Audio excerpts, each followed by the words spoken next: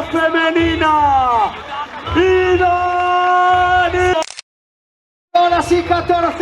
Good morning. We are at Transvulcania the day after the race with the winner, Nilsson from Sweden. Congratulations, Ida. Thank you very much. It was a wonderful win, surprise win for many, because you, to be honest, you quite dominated the race, almost from start to finish. Was it a surprise for you? Yes, it was really a surprise. It wasn't really my plan to go out in the lead from the start. So, and I didn't know until like halfway that I was halfway to El Pilar that I was actually leading, because in the beginning it's hard to tell with confusing. The guys, and it's dark, and I mean the start is just chaotic. Everyone run as fast as possible, and you try to find the position like on the trail, but. Then I said, okay, when I was in the lead, you just have to keep pushing, and if you go out there, you can't take it easy any part really. So and the rest is history. Yeah. Okay. This history, but there was of course a lot of work before that. You come from track and field originally, and you've been in the States for a long time, is that correct?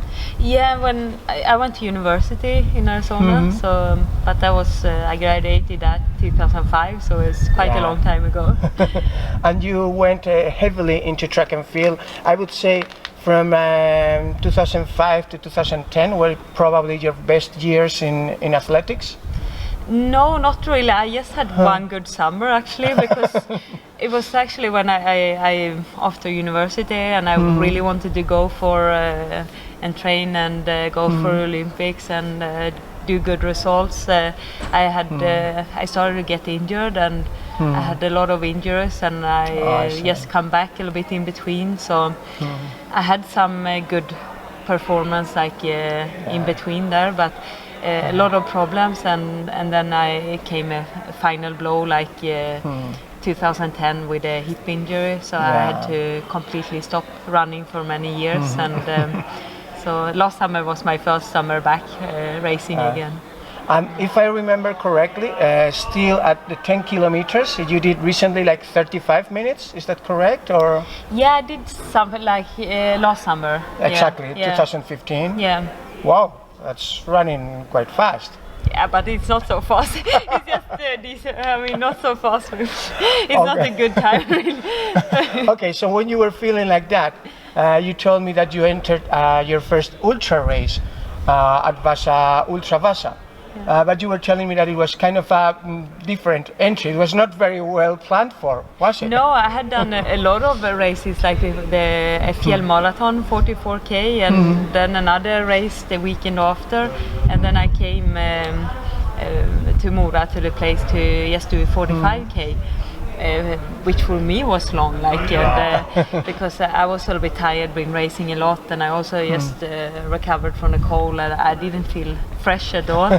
And then I had some friends there, and he's like, "Oh, you should run a 90K instead," and I was like, "No way!" Because that wasn't even in my mind. I wasn't like, "Can you even run 90K without stopping?" Maybe you just break down and can't handle it. It was. Very long for me. And then the day before, they just told the organizer that I wanted to run the 90K, and then I had to do it. So, go.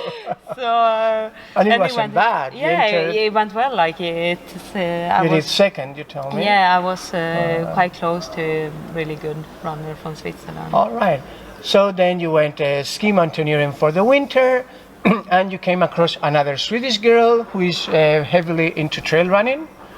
Right, across Emily Forsberg, went ski mountaineering, and how was, because Emily is in the national team, and how was your feeling when ski mountaineering?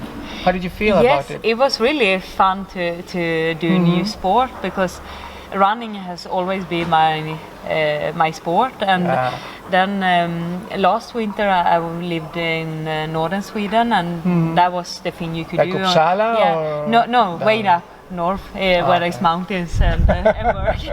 So I could. That was the thing to do in the winter, to go skiing and climb a mountain and ski down. So then I did it quite a lot, and I did a races and really liked it. And then I was like, why not? I go to the Alps and try to learn this properly and do the World Cup. So it have been really fun winter, and it feels weird to all of a sudden have a second sport to actually try to. And it was this very same Emily that is now injured, and we hope she's back as soon as possible. That actually suggested to the Salomon people that, hey, here we've got a Swedish runner who is quite good, right? Yes, or she wanted me to. She talked about this a long time. It's like she really loves the Transvulcania, and she's like, oh, it will fit you perfect because she and Kilian, they don't think it's a technical race at all. For me, it's a little bit technical going down, but it's still very runnable and very good fast running trails, and I enjoy that part, that you can run a lot of the race. All right, so you joined the Salomon team, you traveled to La Palma, and then you had time to train here before the race, sometime.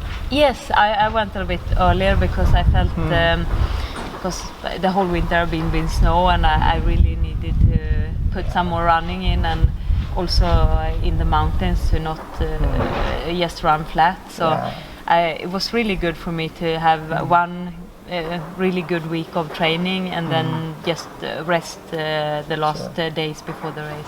Was it tough to get used to the wet and hot climate of La Palma versus the dry and chill atmosphere of your home?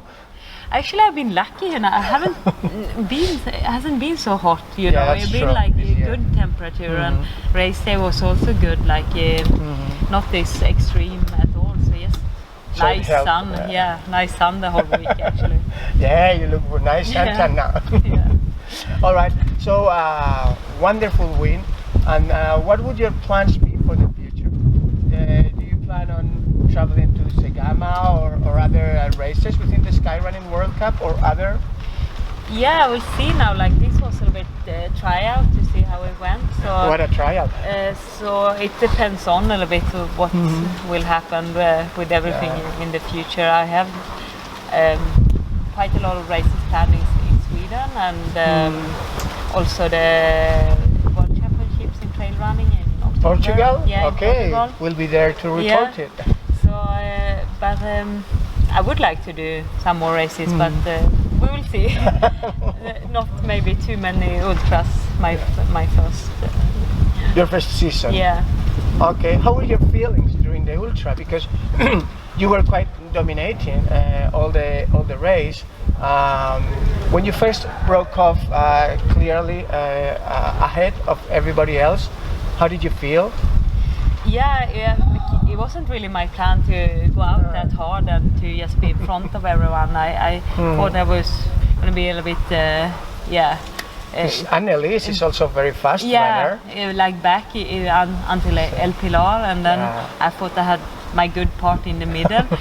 But when I realized I was in the lead, it was just to keep pushing. Like if you've gone out hard, you have to just keep running fast and try to be ahead. Did you find it a challenge, all the 20k downhill to Tassacorte? Of course, yeah. I think it's for everyone, but especially when it's really stony and steep. I had some problems, and I fell a few times, but it seems like a lot of girls did this year. Came with scratches, so it's not easy. You fell once or twice, right? Or? Yes. Because I saw you had bloody knees and... Yeah, I was a bit messed up. Like, I tried to take it careful and be like, but it's so easy when you chase to get caught in a foot or something. Okay, how did it feel to cross the finish line? That felt so good. Like the straightaway was so long, like you think it's like never ending. But especially the last uphill was tough for me because I think mentally you're almost there, and it's just really hard. But it was after Tassacorte I felt I started to know, like, okay, I'm gonna win this race, because the whole downhill you can't be sure. You can fall very bad and injure yourself, or I didn't know how far back I had the people either. Like it could go quickly if someone is a good downhill runner. All right, well, thank you very much, Ida. A pleasure to have you over, and sure we'll hear a lot more about you. Thank you. Tack. Okay, Tack. so happy then about your trip, right? Yeah.